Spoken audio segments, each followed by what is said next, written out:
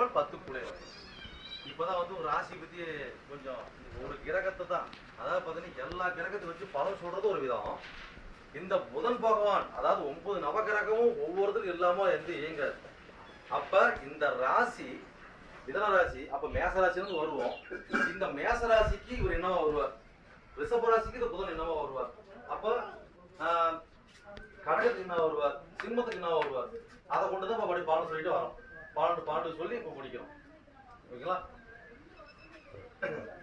இப்ப மேசராசிக்கு பாத்தீங்கன்னா புதன் பகவான் பாத்தீங்கன்னாக்கா 3 குடையவன் 6 குடையவன்.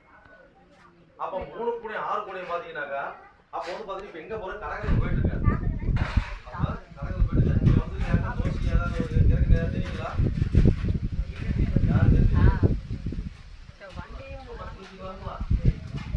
புரியும் போது சொல்லுவேன்.